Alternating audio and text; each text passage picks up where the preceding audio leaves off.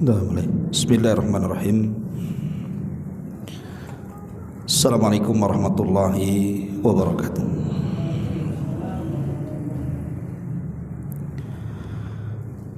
Alhamdulillah wassalatu wassalamu ala Rasulillah wa ala alihi wa sahbihi wa mawalah wa la hawla wa la quwata illa billahi wa ba'du. Alhamdulillah, segala puja dan puji hanya milik Allah subhanahu wa ta'ala. Salawat dan juga salam kita hadiahkan kepada Rasul kita Nabi besar Muhammad sallallahu alaihi wa ala alihi wasallam. Pembahasan di malam hari ini kita akan membahas sesuatu yang lagi viral di masyarakat, tentang berita pembunuhan. Kemudian muncul ada seorang wanita yang kesurupan dari arwah yang dibunuh. Lagi tren ya. Siapa namanya itu? Arwahnya Mbak Vina atau siapa gitu ya. Saya baca di media itu. Mbak Linda ya, yang kesurupan, ya.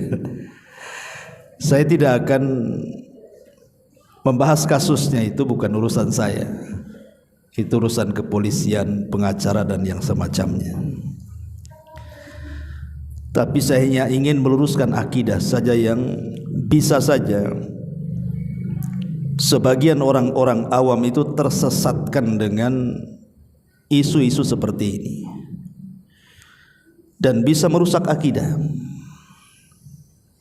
tentang mungkinkah orang yang sudah mati ruhnya bisa ke dunia kemudian masuk ke jasad orang lain akhirnya menjadi kesurupan. Ini poinnya di sini sebenarnya. Mungkin enggak orang kesurupan itu dari arwah yang sudah mati? Kenapa saya ingin angkat masalah ini? Karena tadi ini sudah menyentuh perkara akidah. Karena tidak semua masyarakat kita paham tentang akidah yang sebenarnya. Dikhawatirkan bagi mereka ada yang percaya bahwa ada orang kesurupan dari ruh yang sudah mati.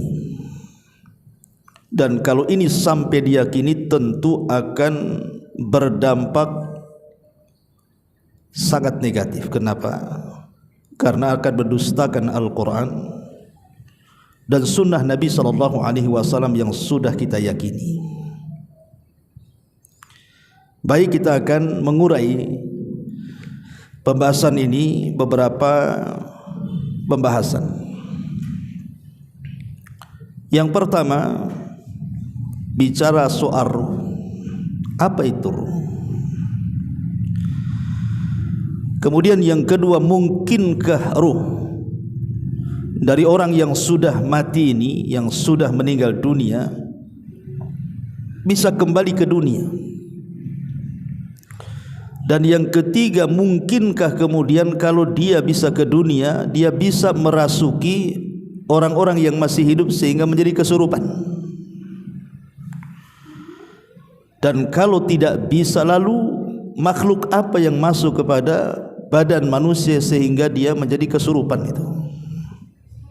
Inilah yang kita akan bahas seputar masalah yang kita akan bentangkan di malam hari ini. Ma'asyiral muslimin wal muslimat rahimani wa rahimakumullah. Di dalam surah Al-Isra ayat 85, Allah Subhanahu wa taala berfirman, "Wa yas'alunaka 'anir ruh. Qulir ruhu min amri rabbi. Wa ma utitum minal ilmi illa qalila." Mereka bertanya-tanya kepadamu wahai Muhammad tentang apa itu ruh. Jawablah, ruh itu termasuk urusan Rabbku, dan kalian tidak diberikan ilmu tentang urusan ruh itu kecuali hanya sedikit saja. Dari sini kita tahu bahwa ruh itu urusan Allah Subhanahu wa taala. Maknanya ruh itu perkara gaib, tidak ada yang tahu. Ruh kita sendiri kita tidak tahu seperti apa bentuknya, apalagi ruh orang lain. Ruh yang melengket pada diri kita ini kita tidak tahu, karena ruh itu urusan Allah Subhanahu wa taala. Dan kapan diciptakan ruh ini? Maksudnya ruh-ruh kita semua ini dijelaskan oleh para ulama ketika Adam alaihi salatu wasalam diturunkan dari sorga ke dunia, kemudian dipertemukan dengan Hawa istrinya di sebuah tempat namanya Arafah. Maka Allah Subhanahu wa taala mengusap pundak Adam itu, maka keluarlah ruh dari pundak Adam itu seluruh anak-anak yang kelak akan menjadi anak turunannya. Keluar dari pundak Adam itu ruh-ruh yang begitu banyak jumlahnya itu. Kemudian Allah Subhanahu wa taala letakkan ruh-ruh itu di alam arwah. Lah setelah kemudian ruh-ruh itu diletakkan di alam arwah, maka Allah Subhanahu wa taala mendatangi para ruh itu, kemudian mengadakan perjanjian dengan mereka. Sebagaimana Allah Subhanahu wa taala berfirman, di antara perjanjian itu Allah berfirman, alastu bi rabbikum qalu bala. Bukankah aku Rabb kalian? Maka semua ruh di alam arwah mengatakan, ya, engkau Rabb kami. Jadi kita ini sudah mengadakan perjanjian tauhid dengan Allah Subhanahu wa taala di alam ruh itu. Ma'asyiral muslimin, jamaah sekalian yang dimuliakan Allah Subhanahu wa taala. Kemudian pembahasan yang selanjutnya adalah kita tahu bahwa setiap bayi yang lahir ketika mereka berada di dalam janin ibunya di usia 4 bulan, maka malaikat ditugaskan oleh Allah Subhanahu wa taala untuk membawa ruhnya. Karena usia 40 hari masih segumpal sperma, kemudian 40 hari berikutnya segumpal darah, kemudian 40 hari berikutnya segumpal daging, baru terbentuklah manusia dalam janin itu. Maka 40 tambah 40 tambah 40 jadi 4 bulan. Maka di usia 4 bulan itu malaikat pembawa ruh datang memasukkan ruh ke dalam janin. Makanya nanti ada hukum-hukumnya tuh. Wanita yang keguguran di bawah 4 bulan dengan wanita yang keguguran setelah 4 bulan itu ada hukum fikih tersendiri. Makanya dibahas para ulama ini. Karena kalau kegugurannya setelah 4 bulan artinya sudah jadi manusia, sudah hidup tuh. Tapi kalau kegugurannya sebelum itu, maka belum dianggap manusia, masih janin, karena belum ada ruhnya. Oke lah, itu fikihnya, kita tidak akan membahas. Tapi setelah ruh itu dimasukkan oleh malaikat yang ditugaskan mengantar ruh oleh Allah Azza wa Jal, maka Allah kemudian memerintahkan malaikat itu setelah memasukkan ruh mencatat segala apa yang akan terjadi dari kehidupannya, dari rizkinya berapa, ajalnya berapa, bahagianya, celakanya, semua dicatat di situ. Sampai 9 bulan. Kita bercerita yang umumnya kan 9 bulan. Ada yang di bawah itu jadi prematur, ada yang di atas itu kelambatan. Seperti kasusnya Imam Abu Hanifah, itu di perut ibunya 2 tahun, sudah keluar giginya. Abu Hanifah, itu Abu Hanifah 2 tahun, bayangkan, kasihan ibunya 2 tahun bawa dia. Setelah keluar muncul giginya. Tapi itu kan jarang, 1-2 saja kan begitu ya. Tapi kan umumnya 9 bulan baru brojol. Lah ruh itu akan terus ada di jasad, karena yang membuat hidup jasad itu adalah ruh. Kalau jasad tidak ada ruh, tidak akan hidup. Lihat orang mati itu, kenapa tidak bergerak lagi? Karena ruhnya sudah enggak ada. Jadi yang membuat kita hidup, bisa bergerak, mata bisa melihat, telinga bisa mendengar, kaki bisa melangkah, tangan bisa bergerak, itu karena ruh yang ada di badan kita. Sejak 4 bulan kita dalam janin, ditiupkan malaikat ke dalam jasad kita. Lah ruh ini juga ditentukan keberadaannya dalam tubuh kita ini dengan adanya ajal. Jadi tidak selamanya. Ada waktunya ruh itu akan bersarang di tubuh kita. Kalau sudah memang ditakdirkan oleh Allah Subhanahu wa taala tentang ajalnya, berarti berkaitan dengan ruhnya lepas dari badannya. Makanya ada di usia 30 tahun ruhnya sudah keluar, 40 tahun ruhnya sudah keluar, 50 tahun ruhnya sudah keluar, bahkan baru brojol saja ruhnya sudah keluar. Jadi ruh itu ditentukan dengan takdir bersarangnya dia di badan kita, karena kematian itu sudah ditentukan Allah Subhanahu wa taala. Lah ketika manusia menjelang ajalnya, maka ruh itu tidak keluar dengan sendirinya, tapi ada yang mencabutnya. Sebagaimana ketika masuk ada yang memasukkannya, maka ketika keluar juga ada yang mencabutnya, yang disebut dengan malakul maut namanya, malaikat kematian. Dalam bahasa Israiliyat disebut Israil, tapi Quran dan Sunnah tidak mengenal nama itu. Quran dan Sunnah hanya mengenal dengan sebutan malakul maut, malaikat penjemput kematian. Lah ketika Allah Subhanahu wa taala sudah mentakdirkan si fulan harus mati, idza jaa ajaluhum la yastakhiruna sa'atan wa la yastaqdimun. Apabila datang ajalnya, tidak mungkin mundur, tidak mungkin maju, pas waktunya. Disitulah malakul maut ditemani dengan rusulul maut, rasul-rasul kematian dari kalangan malaikat, datang kepada orang yang sudah ditakdirkan kematiannya itu. Jadi malaikat maut itu tidak bekerja sendirian, ada awan, ada pembantu-pembantunya yang mendorong ruh dari ujung jemari kaki dan tangan, itu pembantu-pembantunya. Baru setelah ruh di tenggorokan, itulah tugasnya malaikat maut nyabut itu. Makanya kalau nyawa sudah di tenggorokan enggak mungkin selamat. Kalau nyawa sudah di tenggorokan tidak mungkin selamat, karena sudah jelas malaikat maut mencabut nyawanya. Hatta idza balagatit taraqi wa qila man raq, kata Allah. Ketika ruh itu sudah sampai di tenggorokan, maka siapa yang bisa meruqyah dia, mengobati dia, mengembalikan ruh ke dalam jasadnya? Mustahil, tidak mungkin.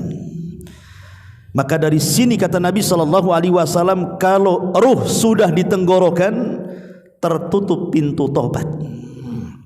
Innallaha yaqbalu taubata abdin ma lam yughargir.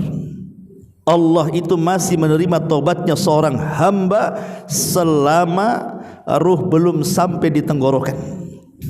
Kalau ruh sudah sampai di tenggorokan, tidak bisa lepas, pasti mati, karena dia sudah melihat malakul maut itu. Ma'asyiral muslimin wal muslimat rahimani wa rahimakumullah. Lah ketika ruh itu sudah mulai dicabut pelan-pelan oleh malakul maut dan rusulul maut, kalau ruh itu memang ruh yang baik, ruhnya orang-orang yang beriman, maka cara mencabutnya pun dengan cara halus. Nabi SAW mengumpamakan seperti tetesan air yang terakhir keluar dari mulut teko. Jadi kalau kita punya teko tuh, Di dalam teko itu tinggal satu tetes air, kemudian kita tuangkan, maka air itu akan berjalan pelan, tidak akan deras. Pelan, pelan, pelan, kemudian baru netes di mulut teko. Seperti itulah Rasul mengumpamakan ruh seorang muslim keluar. Tapi Rasul juga mengumpamakan bagaimana ruhnya orang kafir ketika keluar itu seperti seseorang menyediakan safud. Safud itu seperti cerulut bengkok, kemudian dipendamkan di bulu-bulu kambing wol yang sangat lebat, kemudian disiram bulunya sehingga bulu dan pisau itu lengket, kemudian ditarik dengan paksa. Apa ndak? Brudul tuh bulu-bulu tuh. Seperti itulah kematian orang kafir. Sakit yang luar biasa, merontokkan seluruh tulang dan persendiannya. Ma'asyiral muslimin yang dimuliakan Allah Azza wa Jalla, setelah ruh itu keluar, baik dia ruh orang baik atau ruh orang jahat, tetap akan keluar. Dan keluarnya ruh itu dari mulutnya. Dan biasanya kalau ruh keluar dari mulut, pandangan mengikutinya. Dan kalau pandangan mengikutinya, kebiasaan orang mati itu kalau ruhnya sudah tidak ada dalam badannya, biasanya dia melotot. Makanya disunnahkan kita menutup matanya supaya tidak menakutkan orang. Kata Rasul, "Idza qubidatir ruhu tabi'ahul basar." Kalau ruh itu dicabut, maka pandangan akan mengikutinya. Lah ketika ruh aja semata-mata dicabut malakul maut, tugas malakul maut itu hanya mencabut saja. Habis itu kemudian diambil oleh rusulul maut. Sebagaimana Allah mengatakan tawaffathum rusuluna. Jadi ada rasul-rasul kematian dari kalangan malaikat. Itulah yang menyediakan kain kafan dari sorga kalau dia orang baik, menyediakan kain kafan dari neraka kalau dia orang jahat. Lah kalau dia seorang mukmin, sudah disediakan tuh kain kafan dari sorga dan juga minyak wangi dari sorga, kemudian dibalut, kemudian diangkat ke langit. Sampai di langit pertama, maka diketuklah pintu langit pertama. Kata malaikat penjaga pintu langit, "Ini siapa?" "Ini malaikat Fulan ibn Fulan, membawa ruh Fulan ibn Fulan." Maka dibukalah kemudian pintu itu, dan setiap ruh itu naik ke langit, dia mengeluarkan bau yang sangat harum, sehingga seluruh malaikat di langit memuji ruh ini. Ruh siapa ini? Sampai akhirnya berjumpa dengan Allah Subhanahu wa taala setelah melewati langit ketujuh. Kemudian Allah berfirman kepada malaikat yang membawa ruh itu, "Kembalikan ruh ini ke dalam jasadnya." Maksudnya ke dalam jasad yang ada di kuburan itu. Tetapi catatannya, angkat di tempat yang paling tinggi. Ini kalau ruhnya orang baik. Tapi kalau ruhnya orang jahat, ya memang diangkat ke langit, tapi satu pintu langit pun tidak ada yang dibuka untuk dia. Dan Allah berfirman dari atas dan mengatakan, "Lemparkan ruhnya ke dalam jasadnya dan pendamkan catatannya fi sijjin, di dasar bumi yang paling dalam." Inilah yang Allah katakan dalam Al-Quran, "La tufattahu lahum abwabus sama wa la yadkhulunal jannah hatta yalijal jamalu fi sammil khiyat." Selamanya pintu-pintu langit itu tidak akan dibukakan kepada mereka, dan mereka tidak akan masuk surga sampai ada cerita unta masuk ke liang jarum, kata Rasul, kata Allah Subhanahu wa ta'ala.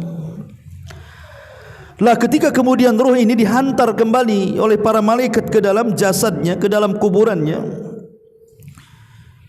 maka sontak saja mereka didatangi oleh dua malaikat yang disebut dengan Munkar dan Nakir. Kalau dia ruh orang baik, maka banyak yang akan membela dalam kuburannya. Datang solat akan membelanya, datang Al-Quran akan membelanya, datang sedekah akan membelanya, datang amalan kaki-kaki yang melangkahkan ke masjid akan membelanya, kemudian amalan-amalan berbuat baik kepada orang akan membelanya. Nanti di kuburan banyak pengacara, lawyer tuh, dari amalan-amalan kita tuh, dibela tuh, sehingga malaikat tidak bisa. Mau datang dari kepala, ditahan sama amal soleh, tidak ada tempat untukmu, pergi kamu. Mau masuk dari sebelah kanan, ada amal soleh lagi sebelah kanan, oh tidak ada tempat bagimu, pergi kamu. Mau datang sebelah kiri, dihalau lagi, datang dari kaki, dihalau lagi, sehingga tidak bisa didekati malaikat.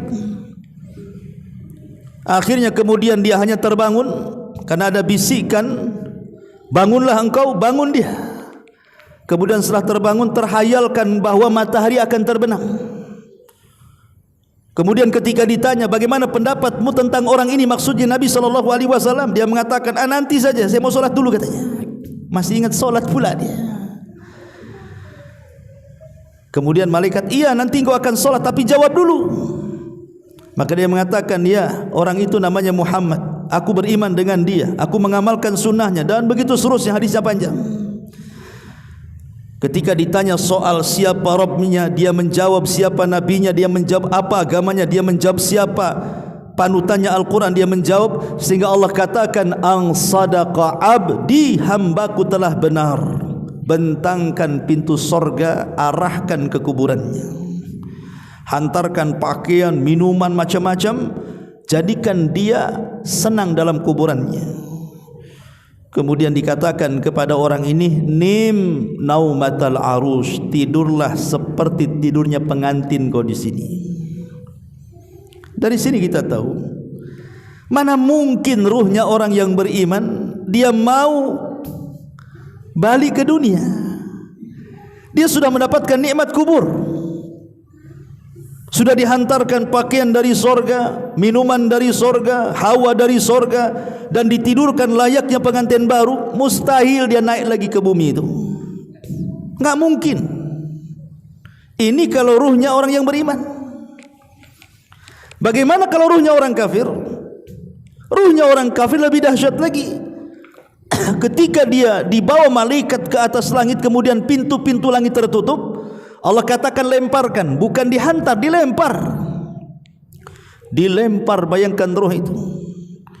Sampai kemudian menyatu dengan jasadnya itu, seolah-olah rasanya kita jatuh dari ketinggian itu. Gimana rasanya? Jangan tinggi-tinggi lah jatuhnya. 4 meter aja antum jatuhin diri, rasakan tuh rasanya tuh. Apalagi dari langit. Makanya ketika ruh itu menyatu dengan jasadnya itu, seolah sakit semua tuh badannya. Tidak ada yang tahu rasa sakitnya kecuali Allah Subhanahu wa ta'ala. Belum lagi datang mungkar nakir lagi dengan membentak dia, man rabbuka wa ma nabiyuka wa ma dinuka. Makin stres. Ketika dia tidak sanggup menjawab, maka Allah Subhanahu wa ta'ala katakan dari langit, ang kadzaba abdi, hambaku telah berdusta. Kalau begitu, bentangkan neraka, arahkan ke kuburannya. Bentangkan neraka, arahkan ke kuburannya. Akhirnya dia pun mendapatkan siksa dari Allah Subhanahu wa ta'ala, disebut dengan azab kubur. Orang sedang diazab, mana mungkin dia jalan-jalan ke atas? Orang ini sedang sibuk diazab dari dosa-dosanya. Tidak mungkin juga malaikat mengizinkan, maaflah saya mau ke atas dulu sebentar, mau ganggu orang. Mana ada. Dia sudah sibuk dengan azab Allah Subhanahu wa ta'ala. Makanya Nabi SAW bersabda, innal qabra awal manzili min manazilil akhirah, fa in naja minhu fama ba'dahu aisaru minhu, wa illam yanju minhu fama ba'dahu asyaddu minhu. Alam kubur adalah awal perjalanan akhirat. Barang siapa yang berhasil di alam kubur, maka setelahnya akan lebih mudah.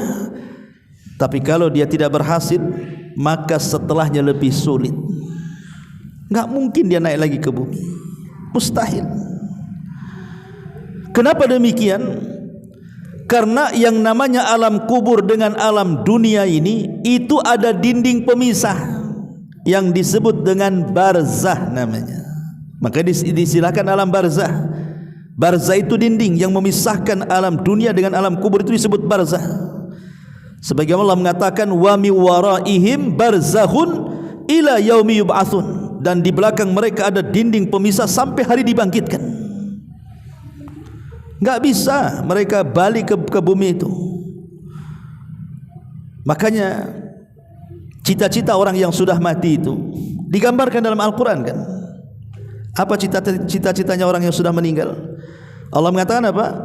Laula akhartani ila ajalin qarib fa asaddaqa wa akum minas salihin. Ya Rabb, kalau kau hidupkan kami sesaat ke bumi, katanya, saya akan bersedekah dan saya akan menjadi orang soleh.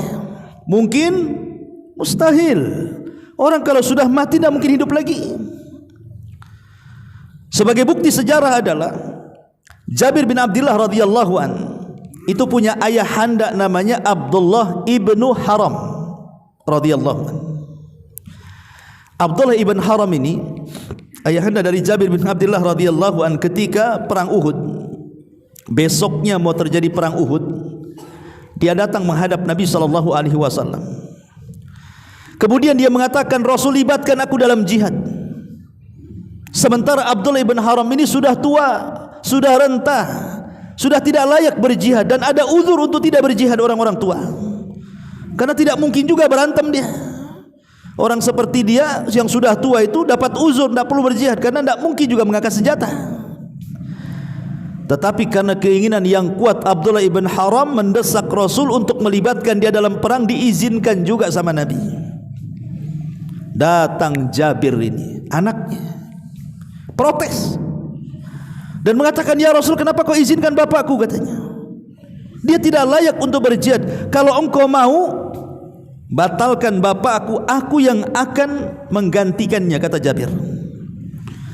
Ketika mendengar Jabir mengatakan seperti itu, yang marah bapaknya dan mengatakan, ya Jabir, laulal jannah la afartuka iyak. Hei Jabir, kalau bukan urusan sorga, aku siap digantikan, katanya. Ini urusan sorga, nggak boleh, pulang kamu, katanya.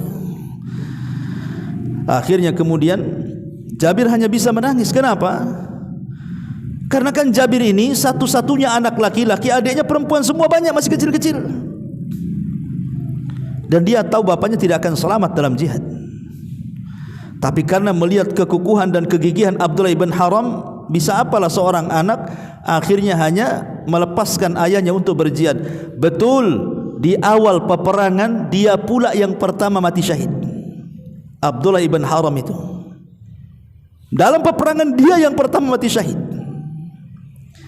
Yang ingin saya ceritakan, dan itu disebutkan dalam beberapa riwayat tentang kisah Abdullah ibn Haram ini.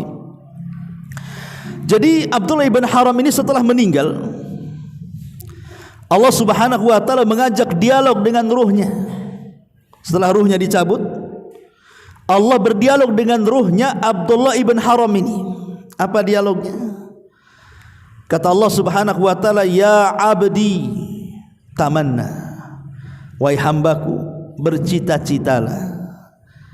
Kira-kira kau mau apa? Kata Abdullah ibn Haram, dia mengatakan, ya Rabb, aku tidak memiliki cita-cita apapun kecuali engkau hidupkan aku kembali ke dunia, biar aku bisa berjihad kedua kalinya dan aku bisa mati syahid kedua kalinya. Itu hanya cita-citaku, hanya itu saja.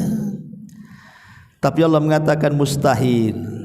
Orang sudah mati tidak mungkin hidup. Ini Allah yang mengatakan seperti itu kepada Abdullah ibn Haram.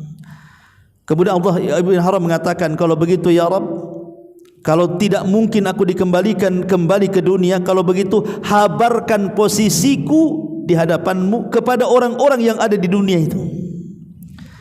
Maka dari situ turun ayat, wala tahsabannalladzina qutilu fi sabilillahi amwatan bal ahya inda rabbihim yurzakun.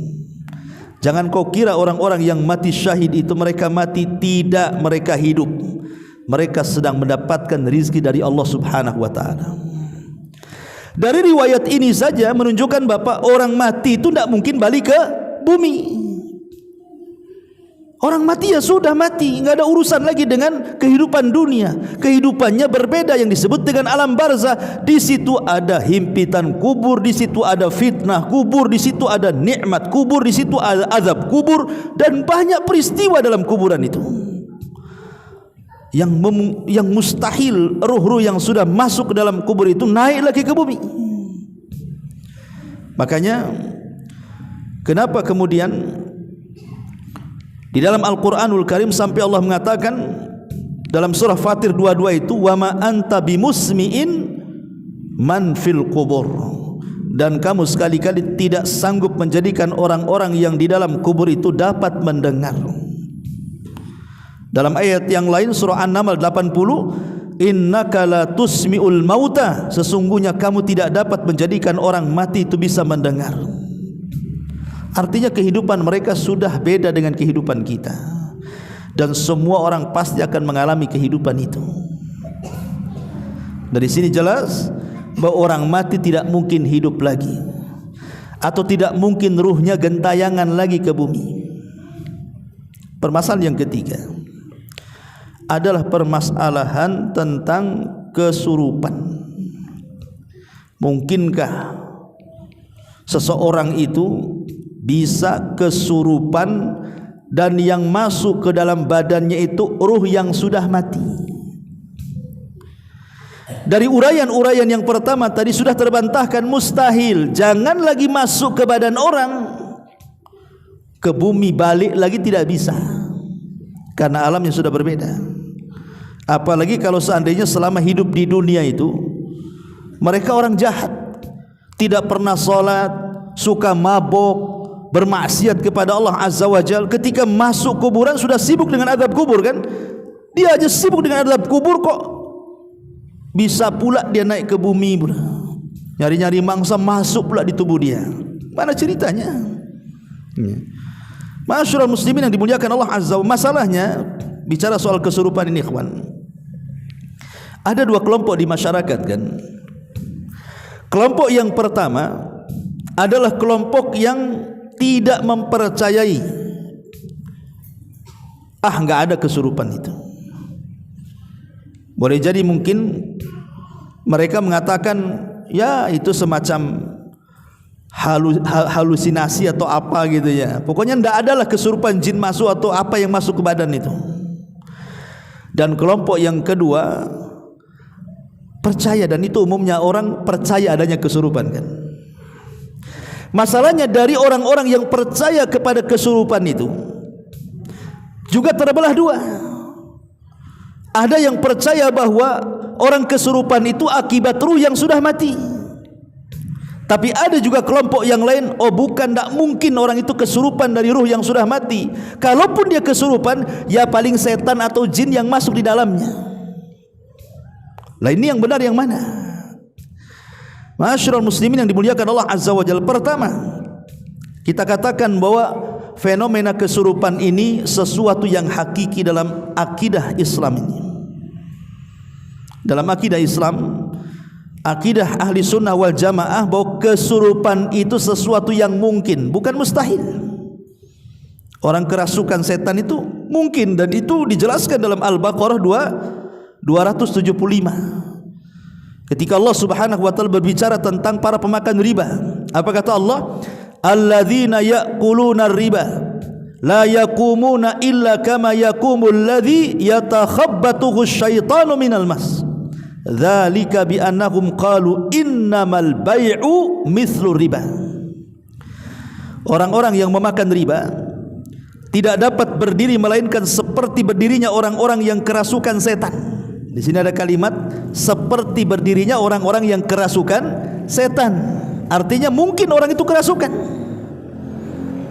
Dan itu dijelaskan oleh Imam Ibnu Katsir ketika memberikan catatan kepada ayat ini, dan juga Imam Al-Qurtubi, bahwa mungkin seseorang itu kerasukan setan alias kesurupan. Ini dalil pertama, Al-Baqarah 275. Dalil yang kedua disebutkan dalam hadis Abu Al-Aswad As-Sulami, bahwa di antara doa Nabi SAW apa?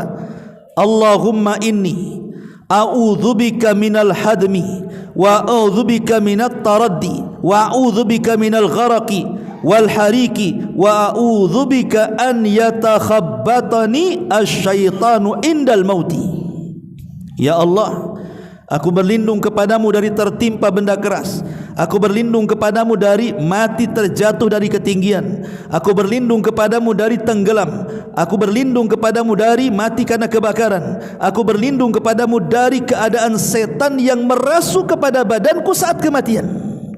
Ini kalimat, aku berlindung dari setan yang merasuk kepada badanku saat kematian, menunjukkan apa? Bahwa setan itu mungkin masuk ke badan manusia kemudian terjadi kesurupan. Ini dalil yang kedua. Dalil yang ketiga adalah seorang wanita di zaman Nabi SAW yang suka kerasukan, kesurupan. Kalau datang kesurupannya itu dia suka guling-guling, auratnya terbuka. Maka dia datang kepada Nabi SAW mengatakan, ya Rasulullah, aku ini sering kerasukan, berdoalah kepada Allah agar aku disembuhkan. Maka Nabi SAW berikan pilihan, baik, ada dua pilihan kepadamu. Pertama, kudoakan kepada Allah agar engkau sembuh. Yang kedua, kalau engkau sabar, engkau dapat surga. Wala in sabarti walakil jannah. Kalau kau sabar, kau dapat surga. Milih mana? Dia mengatakan, ya udahlah, enggak apa-apalah, aku sabar saja, aku milih surga katanya. Tapi tolong ya Rasulullah, doakan kepada Allah kalau datang tuh kesurupanku, tolonglah aku, jangan sampai aku menyingkap auratku itu saja. Artinya bahwa kesurupan ini sesuatu yang hakiki adanya. Tapi pertanyaannya, siapa, makhluk apa yang masuk ke dalam badan manusia sehingga terjadi kesurupan? Apakah ruhnya orang yang sudah meninggal mampu masuk ke badan orang sehingga kemudian ada dua ruh di situ kan, ruh dia dan ruhnya orang yang mati? Berarti dua ruh bersarang dalam satu badan? Mungkin mustahil. Mana ada? Ruh itu kalau sudah mati tidak mungkin balik lagi ke bumi. Kalaupun dia kembali ke jasadnya, bukan jasad orang lain tapi jasad dia sendiri dalam kuburannya. Dan ini berdasarkan Al-Quran dan Sunnah Nabi SAW. Dari sini kalau ada yang meyakini bahwa seseorang kesurupan oleh arwah orang yang sudah meninggal, dustakan kesurupannya. Dia tidak sedang kesurupan, dia sedang berdusta. Karena tidak mungkin orang kesurupan dari ruh yang sudah mati. Ruh yang sudah mati sudah sibuk dengan kondisi dia dalam kubur dan sudah terhalang dengan barzah, pemisah antara kita dengan mereka. Sekali lagi saya ulangi, siapa yang tiba-tiba kesurupan kemudian mengaku bahwa kesurupannya gara-gara ada arwah orang lain, entah orang yang kecelakaan atau arwah siapapun yang sudah meninggal merasuk ke dalam badannya, katakan kepada orang yang kesurupan ini, kadzabtum, dusta kalian. Tidak mungkin, mustahil orang kesurupan dari ruh manusia itu. Sekali lagi, dalil-dalilnya jelas tadi. Orang yang sudah mati tidak mungkin hidup kembali. Jangankan orang jahat, orang baik saja ingin hidup kembali tidak bisa, apalagi orang jahat sibuk dengan azab kubur. Lalu pertanyaan kedua, makhluk apa yang masuk sehingga dia kesurupan? Ya kita katakan yang masuk bukan arwahnya orang mati. Atau umpamanya Mbak Linda kemasukan arwahnya Mbak Vina, mustahil. Arwahnya Mbak Vina itu sudah di alam barzah, tidak ada urusan tuh. Lalu siapa yang kesurupan itu? Ya boleh satu, kemungkinan dia acting, kita tidak tahu. Bisa saja dia acting, kayak para pemburu hantu tuh, nangkap hantu dimasukkan ke botol. Antum pun bisa acting, pemain ini botol nih, antum pura-pura narik, masuk. Siapa yang tahu? Kita tidak bisa melihat jin-jin yang bisa melihat kita, acting bisa saja. Oke lah kalau dia tidak acting, memang betul-betul kesurupan. Lalu makhluk apa yang masuk ke tubuh orang ini?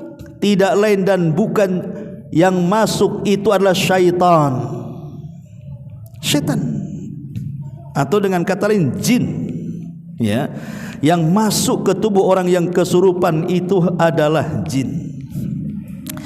Ma'asyiral muslimin yang dimuliakan Allah Subhanahu wa taala, kenapa demikian? Pertama, karena Nabi SAW yang mengatakan, inna syaitan yajri minal insani maj'arad dami. Sesungguhnya setan itu akan berjalan di tubuh manusia seperti mengalirnya darah. Jadi setan mungkin masuk lewat jaringan-jaringan darah kita itu ke dalam tubuh kita. Dan Imam Ibnu Al-Battah rahimahullah dalam kitabnya Al-Ibanah, apa kata beliau? Beliau membuat bab namanya Babul Iman bi anna syaitana makhlukun musallatun ala bani Adam yajri minhum majrad dami illa man asamahu Allahu minhu wa man ankara dzalik fahuwa minal firaqil halikati. Kata Imam Ibnu Battah, dia mengatakan beriman bahwa sesungguhnya setan itu diciptakan untuk mempengaruhi anak Adam. Ia berjalan dalam tubuh mereka sepanjang aliran darah. Ini sebuah kebenaran, kecuali orang-orang yang dijaga oleh Allah Azza wa Jalla dari gangguannya. Maka barang siapa yang mengingkari hal itu, maka ia termasuk kelompok-kelompok yang dibinasakan. Artinya kalau ada orang mengingkari tidak ada kesurupan, ini orang sesat. Kesurupan ada, tapi bukan arwah orang yang sudah mati masuk, atau arwah yang sudah mati gentayangan kemudian duduk di di jembatan, akhirnya disebut hantu jembatan gitu. Nggak mungkin. Kalau jin ya bisa saja jin. Oke Ustaz, bagaimana kalau seandainya mungkin tidak ruhnya orang mati yang masuk itu? Boleh jadi mungkin qarin. Boleh jadi mungkin qarin. Apa itu qarin? Qarin itu adalah jin yang melekat kepada setiap manusia. Saya, antum, siapapun punya jin. Dalam badan kita ini punya jin. Namanya jin qarin. Jin qarin itulah yang suka membisikkan di hati kita ini untuk berbuat jahat. Jadi kalau umpamanya antum terbentik untuk melangkahkan kaki ini ke tempat maksiat, mata untuk memandang ke tempat-tempat yang tidak halal untuk dilihat, telinga kemudian dibisikkan untuk mendengar hal-hal yang diharamkan, itu bisikan-bisikan itu dari jin qarin tuh. Tapi kalau bisikan-bisikannya itu disuruh ngaji, datang ke Al-Fajri, disuruh datang ke tempat ibadah, disuruh ngaji, baca Quran, zikir, sedekah dan begitu seterusnya, itu qarinnya dari malaikat tuh. Jadi dua qarin ini, satu dari kalangan jin, satu dari kalangan malaikat, itulah beradu tuh. Yang satu ngajak kebaikan, yang satu ngajak kejahatan. Itu qarin namanya. Tapi para ulama ketika membahas masalah qarin ini, apakah kemudian kalau kita meninggal qarin kita juga meninggal? Ulama mengatakan tidak. Mereka tidak meninggal, tapi mereka kembali kepada kelompok mereka, jin-jin itu. Itu tugas mereka, hanya itu saja. Tugas mereka hanya menyertai kita, menyesatkan kita. Kalau sudah selesai tugasnya berdasarkan hadis, ya sudah. Tapi apakah dia kemudian dengan matinya kita matinya qarin juga? Wallahu alam. Memang tidak ada nasnya. Tapi ulama mengatakan kalaupun dia hidup, dia akan kembali kepada koloninya. Tapi apakah kemudian qarin kita ini yang kemudian masuk ke ruhnya orang lain? Wallahu alam. Kan ini perkara gaib kan. Bisa iya, bisa tidak. Namanya jin jahat itu bisa masuk. Tapi kenapa, apa tujuan jin itu kemudian masuk ke tubuh orang kemudian jadi kesurupan? Karena mereka ingin berbuat kezaliman. Makanya kemudian ada orang kesurupan, akhirnya kemudian ngomongnya nggak jelas. Mungkin isinya ngadu domba, isinya memberitakan berita hoax, isinya kemudian dia menceritakan tentang kebohongan, kepalsuan, bisa saja terjadi. Karena intinya jin-jin jahat ini mereka ingin membuat kerusakan masalahnya, memberikan info-info yang tidak jelas kan itu. Karena kalau jin muslim yang taat kepada Allah, nggak mungkin dia masuk ke badan manusia. Kalau jin muslim yang taat ya. Kalau jin muslim yang tidak taat ya boleh saja dia masuk kemudian jadi kesurupan. Tapi kan kalau jin-jin yang baik nggak mungkin dia dekat-dekat dengan manusia. Dia punya aturan hidup mereka, nggak mungkin mengganggu kita. Ma'asyiral muslimin yang dimuliakan Allah Azza wa Jalla. Kemudian muncul pertanyaan, apakah kemudian kita boleh percaya ucapan orang kesurupan? Kita katakan nggak usah dipercaya. Kenapa? Karena umumnya kalau memang betul-betul itu bukan rekayasa, bukan settingan, betul-betul jin yang masuk ke dalam badan dia kemudian merasuk, entah karena memang jin itu cinta dengan kita akhirnya masuk, atau dendam dengan kita akhirnya masuk, atau karena kiriman dari tukang-tukang sihir akhirnya masuk. Kan macam-macam jin masuk ke badan kita ini. Bisa lewat kesurupan. Lah kesurupan ini boleh jadi karena kita dicintai jin. Seperti saya membaca kitab Alamul Jin karya Syekh Muhammad Imam hafizahullah taala. Salah satunya adalah ketika kita masuk kamar mandi dan jarang membaca doa, kemudian aurat kita terbuka, maka jin-jin yang dalam kamar mandi melihat aurat kita, akhirnya lama-lama jatuh cinta. Akhirnya dia tidak mau melepaskan kita. Atau balas dendam karena kita mungkin membunuh kawannya. Makanya Nabi SAW mengatakan, kalau ada ular di rumah jangan langsung dibunuh, tapi bacalah ta'awudz usir, karena bisa saja itu jelmaan dari jin muslim, ya. Tapi kalau sudah kemudian baca diusir tidak mau juga, kalaupun harus dibunuh karena membahayakan, maka bacalah ta'awudz kepada Allah Subhanahu wa taala, minta perlindungan. Kalau dibunuh bisa saja temannya balas dendam kan? Manusia saja balas dendam kalau kawannya disakiti, maka mereka juga sama. Boleh jadi mungkin karena balas dendam, ya, atau karena kiriman, atau karena iseng aja ingin ganggu kita sehingga dia masuk akhirnya kesurupan. Tapi umumnya jin itu pendusta. Dari mana kita tahu pendusta? Dari hadis Nabi SAW. Jin ini di zaman Nabi SAW tidak ada yang naik ke langit. Kenapa? Karena wahyu turun, langit terjaga. Setiap jin naik ke langit dilempar meteor mati. Tapi setelah wahyu tidak turun lagi, Rasul sudah meninggal, mulailah mereka naik ke langit lagi untuk mencuri dengar apa yang dikatakan malaikat di langit. Nanti kalau dapat informasi satu saja, kemudian akan dilaporkan kepada jin yang ada di bawahnya. Jin yang ada di bawahnya dilaporkan jin yang ada di bawahnya lagi, sampai kepada jin yang ada di bumi. Itu satu kebenaran dicampur adukan 99 kedustaan. Itulah yang dijual kepada para dukun, paranormal dan begitu seterusnya. Makanya terkadang paranormal meramal itu ada benarnya satu, tapi 99 ramalannya dusta, gitu maksudnya. Jadi jangan percaya dengan dialog-dialog jin lagi orang kesurupan jin kemudian ditanya, enggak usah dipercaya. Enggak usah dipercaya kepada orang yang sedang kesurupan, karena umumnya jin itu pendusta. Kalau betul kesurupan ya enggak usah dipercaya. Karena siapa yang menghukumi bahwa kata-katanya benar? Kalau di zaman Rasul ialah ada nabi, jelaskan, kita bisa bertanya kepada nabi, seperti kejadian Abu Hurairah menjaga pembenaran zakat.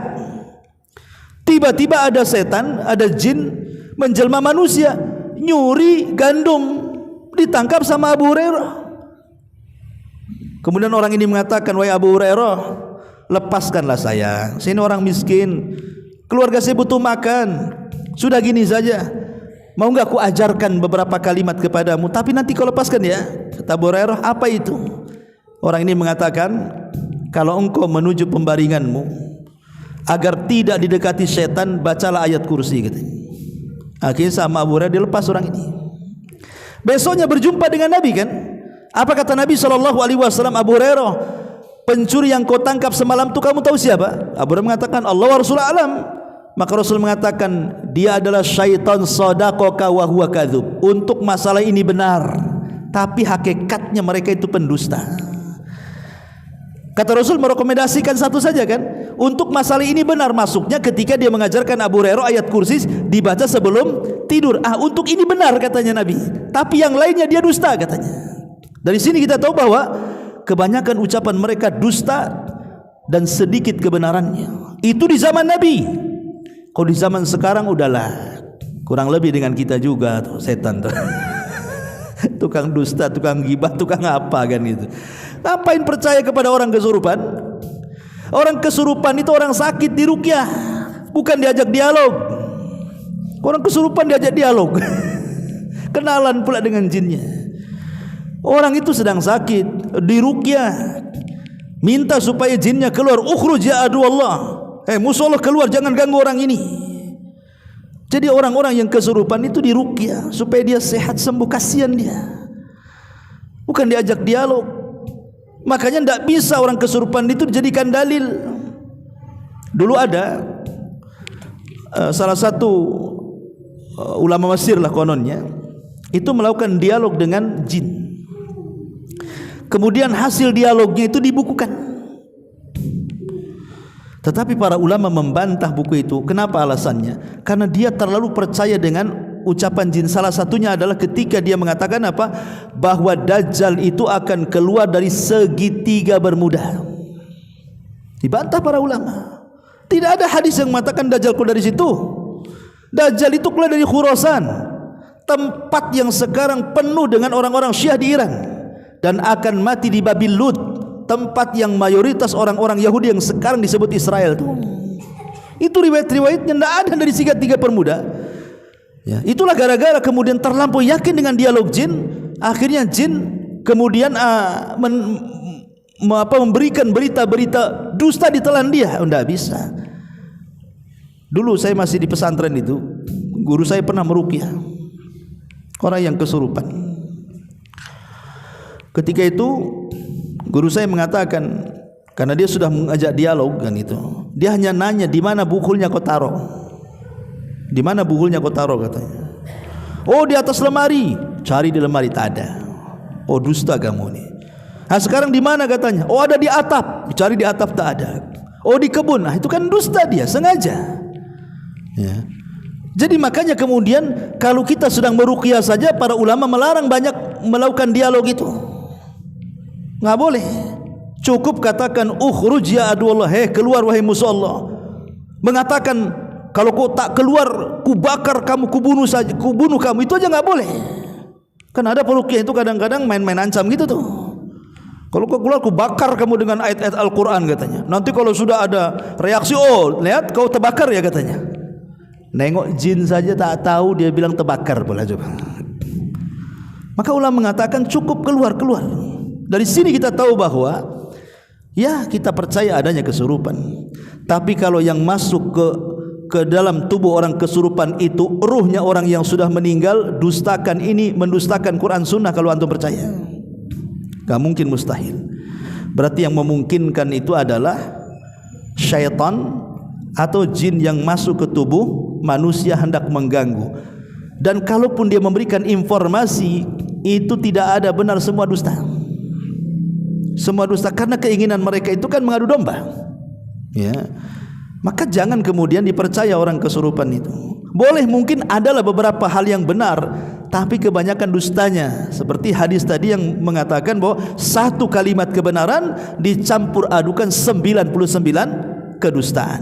Itu yang harus dipahami dari mulut orang-orang yang sedang kesurupan itu. Wallahu a'lam bishawab. Mungkin ini saja yang bisa saya sampaikan, mudah-mudahan ada manfaatnya. Subhanakallahumma bihamdika asyhadu an la ilaha illa anta astaghfiruka wa atubu ilaik. Allahu taala alam. Assalamualaikum warahmatullahi wabarakatuh.